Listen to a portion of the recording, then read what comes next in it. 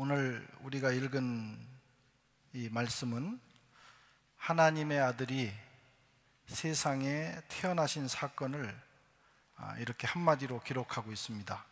6절 7절에 보면 거기 있을 그때에 해산할 날이 차서 처다들으라 보로 싸서 구유에 누였으니 이는 여관에 있을 곳이 없음일러라.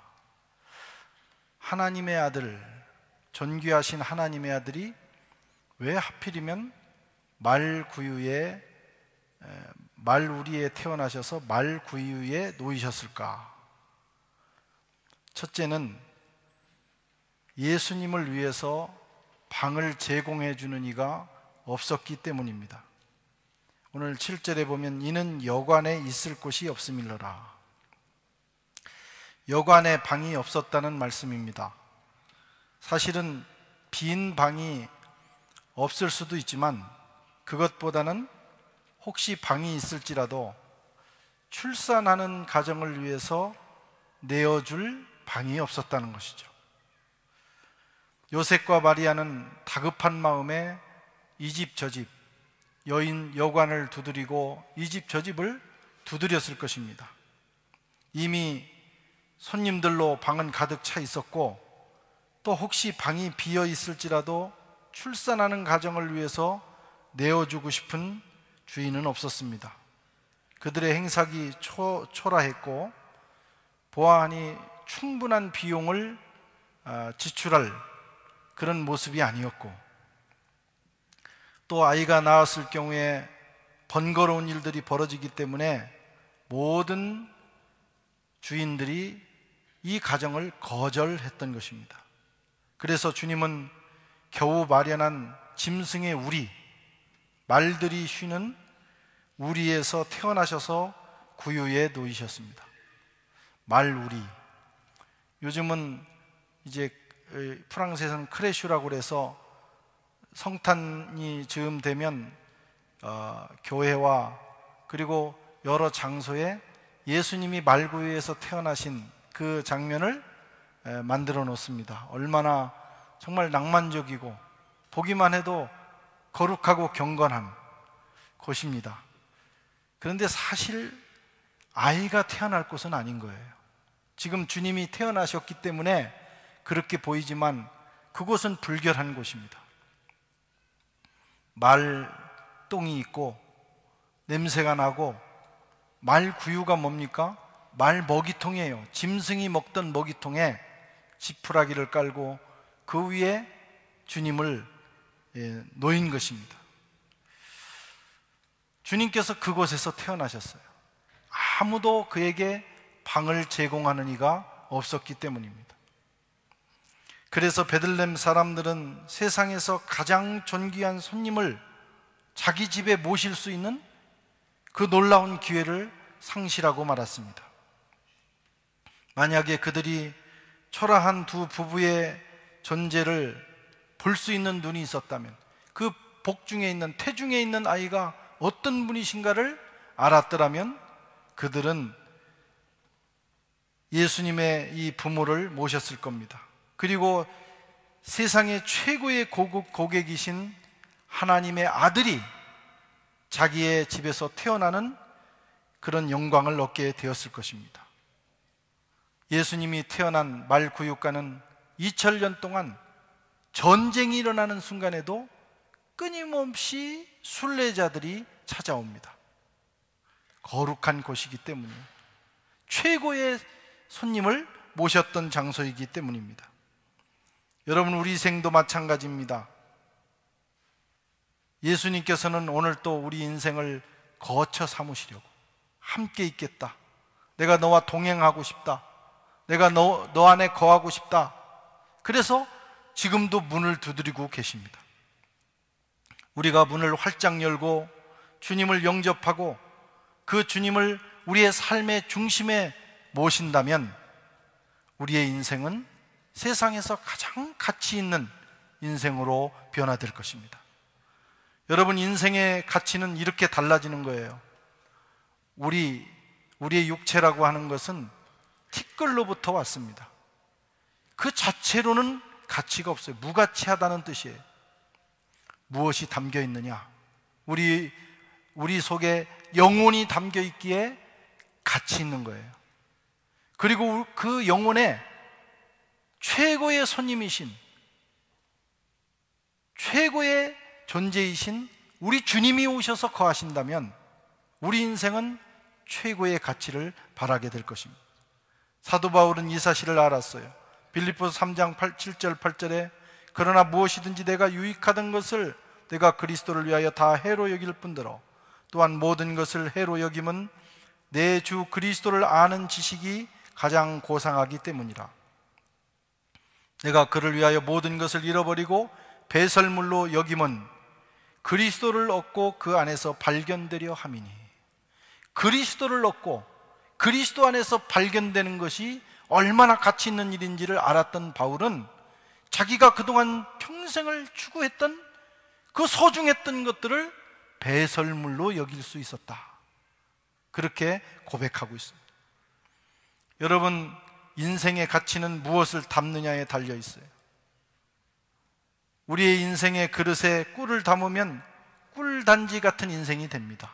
꿈을 담으면 꿈단지가 됩니다. 예수 그리스도를 담으면 우리 인생은 거룩한 하나님의 전이 되는 것입니다. 하나님이 거하시는 최고의 성전이 되는 것이죠. 성탄에 우리에게 찾아오신 주님 앞에 우리의 마음의 문을 활짝 여시기 바랍니다. 그리고 주님을 영접하시고 또 내 안에 이미 와 계시지만 저 구석에 그냥 별 가치 없는 내 인생의 하나의 옵션 정도로 주님을 모셨다면 가장 중심에 주님을 모심으로 그 주님 때문에 저와 여러분의 인생이 더 가치 있는 존재가 될 수 있기를 축원합니다. 두 번째로, 말구유에 태어나신 것은 하나님께로 가는 문턱이 낮아졌음을 보여주시기 위한 겁니다. 세상은 높은 문턱을 만들어 놓고 그것을 가치라고 생각합니다. 세상의 종교, 철학, 그들은 보통 사람들이 도달하기 어려운 기준을 만들어 놓고 그것에 도달한 사람들에게 찬사를 보냅니다. 학교도 들어가기 어려운 학교가 좋은 학교죠. 원서만 내면 누구든지 들어가는 학교를 좋은 학교라고 하지 않습니다. 세상은 다 그렇습니다. 겨우 들어가야만 되는 그런 학교, 그런 곳을 좋은 곳이라고 합니다. 그리고 거기 나온 사람들은 특별한 사람이 되고 그 특별한 사람들은 특별한 대우를 받고 그것을 유지하기 위해서 그들은 문턱을 자꾸만 높이는 거예요. 하지만 우리 주님은 하나님 나라에 들어가는 문턱을 낮추셨습니다. 주님을 만나는 기준의 문턱을 낮추셨습니다. 짐승도 들어가는 아예 문턱이 없는 말 우리에서 태어나셔서 누구든지 그곳으로 들어갈 수 있도록 하신 것입니다. 예수님은 그곳에서 태어나셔서 누구나 만날 수 있는 예수님으로 존재하셨습니다. 일자무식이라 할지라도, 돈이 없어도, 권력이 없는 자라 할지라도 누구든지 마음만 있으면, 누구든지 마음은 있잖아요. 마음만 있으면, 예수님을 믿기만 하면 영생을 얻고 하나님의 자녀가 되고 하나님 나라에 들어갈 수 있는 것입니다. 요한복음 3장 16절에 하나님이 세상을 이처럼 사랑하사 독생자를 주셨으니 이는 그를 믿는 자마다 멸망치 않고 영생을 얻게 하려 하심이라. 믿는 자마다, 다른 기준이 없습니다. 마음으로 믿기만 하면 영생을 얻는다는 거예요. 하나님 나라에 들어갈 수 있다는 겁니다. 여러분, 이것이 복음입니다. 누구든지 믿기만 하면 됩니다. 너무 쉬워서 못 믿겠습니까? 사람들은 그렇게 생각을 합니다. 그러나 누구든지 예수를 주로 고백만 하면 영생을 얻는 것이 복음입니다. 많은 사람들이 문턱이 낮아서 재미가 없다고 합니다. 그래서 우리 개신교라고 하는 것은 하나님 나라에 들어가는 구원을 얻는 문턱이 없다는 사실을 깨달은 것이 개신교예요. 복음이 뭐냐? 누구든지 믿기만 하면, 고행을 하고 어떤 공덕을 쌓는 것이 아니라 누구든지 믿기만 하면, 믿는 마음만 있으면 구원에 이른다고 하는 이 복음 진리를 깨달은 것이 개신교예요. 그런데 그런 신앙생활을 하다가 또 이런저런 이유로 또 교회를 떠나는 분들이 있는데, 한동안은 그런 분들이 구교로 많이, 캐토릭으로 많이 갔어요. 거기는 조금 더 신앙생활이 종교적인 것 같고 우리보다 조금 더 엄격해 보이고 뭔가 신앙생활을, 종교생활을 하는 것 같은 그런 느낌을 갖기 때문입니다. 최근에는 이제 사람들이 어디로 많이 가냐면 불교라든가 일반 종교로 갑니다. 거기 가면 아주 더 강력한 고행이 있어요. 그렇게 하면 뭔가 신앙생활을 하는 것 같은 느낌을 갖게 됩니다. 사람은 본성적으로 문턱이 높은 것을 부담스러워하면서도 그것을 좋아해요. 타락한 종교성입니다. 여러분, 하나님께서 천국에 들어가는 문턱을 하나님 기준으로 높이셨다면 아마 저 우주 끝에서 끝까지 올라가서 한 30cm 정도 이렇게 열어놓으시고 거기까지 올라와서 기어 들어와라, 이렇게 말씀하셨을 거예요. 하나님의 기준은 한없이 높습니다. 문턱을 높일 수 없어서, 높일 줄 몰라서 하나님 높이신 것이 아니라 문턱을 높이면 이 세상에 그 누구도 들어갈 수 없기 때문에 하나님께서 그 아들을 가장 낮은 곳으로 보내셔서 문턱이 없는 천국길을 열어놓으신 것입니다. 그것을 우리는 은혜라고 하는 거예요. 내가 자격이 없지만 하나님께서 아주 낮추셨기 때문에 들어갈 수 있다. 그것이 바로 은혜입니다. 예수님께서 이렇게 낮은 곳, 어느 정도 낮은 곳이냐? 사람으로서는 머무를 수 없는 곳이에요. 바닥을 친 곳입니다. 더 이상 내려갈 수 없는 곳입니다. 거기에서 태어나심으로 누구든지, 사람의 모양을 한 사람은 누구든지 주님 앞으로 나올 수 있는 길을 열어놓으신 거예요. 그것이 바로 오늘 본문의 의미입니다. 또 한 가지는 하나님 나라의 삶의 방식이 무엇인지를 보여주시는 겁니다. 하나님 나라의 삶의 방식은 겸손입니다. 또 겸손한 마음으로 서로를 섬기는 겁니다. 최고의 권위가 뭐냐? 섬김이에요. 누구든지 높아지고자 하는 자는 낮아지고, 누구든지 크고자 하는 자는 섬기는 자가 되어야 할지니라. 하나님 나라는 겸손과 섬김을 익힌 자가 자유와 기쁨을 누리는 곳입니다.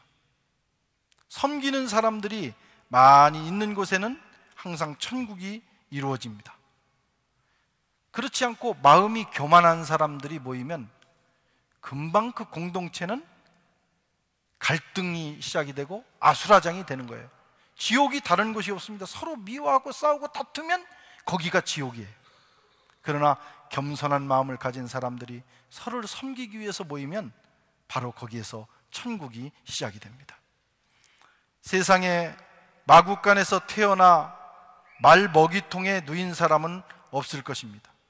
우리 존귀하신 주님께서 그렇게 태어나신 것은 우리에게 겸손과 섬김을 보여주시기 위해서 그런 겁니다. 우리가 예수 따라가는 제자가 된다는 것은 겸손한 마음을 갖는 거예요. 그리고 어떻게 해서든지 다른 사람을 보다 낮은 위치에 가서 그들을 섬기고자 하는 삶을 살겠다고 하는 것입니다. 주님은 그런 마음으로 태어나셨고 그런 마음으로 제자들을 대하셨어요. 그러니까 배반하는 제자까지도 발을 씻겨주신 거예요. 그 마음으로 주님은 십자가에서 돌아가셨습니다. 예수 따라가는 저와 여러분들 마음이 겸손해지기를 바랍니다. 이 성탄절에는 주님의 겸손을 배워야 합니다. 그것 외에는 주님을 따라가는 길이 없습니다. 교만한 마음으로는 주님의 길을 갈 수 없습니다. 자신을 철저하게 낮출 때, 겸손을 배울 때만 우리는 주님 가신 길을 따라갈 수 있습니다. 마태복음 11장 29절에 나는 마음이 온유하고 겸손하니 나의 멍에를 배우고 내게 배우라. 그리하면 너희 마음이 쉼을 얻으리라. 여러분, 겸손은 저절로 나오는 게 아니에요. 우리는 타락한 본성을 가지고 있기 때문에 겸손해지기 위해서는 훈련해야 합니다. 주님의 그 겸손을 배우기 위해서 몸부림을 쳐야 합니다. 겸손한 마음을 가지면 마음이 안식을 누립니다. 여러분, 교만한 사람은 마음에 평강이 없어요. 그런데 마음이 겸손하고 다른 사람을 섬기기로 작정하면 하나님께서 주시는 놀라운 축복이 있는데, 그것은 마음이 평안해지는 거예요. 쉼이 있는 거예요. 안식이 있는 것입니다.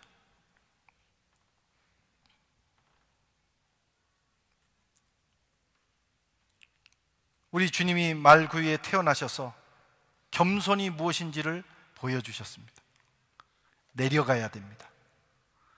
주님이 내려가신 곳까지 우리가 내려가면 거기서부터 겸손이 시작이 됩니다. 사랑하는 성도 여러분, 말구유에 누이신 아기 예수를 마음으로 그려보시기 바랍니다. 왜 주님이 거기에 오셨을까? 그 주님의 탄생의 뜻을 마음속에 새기고 묵상하는 한 주간 되시기를 축원합니다.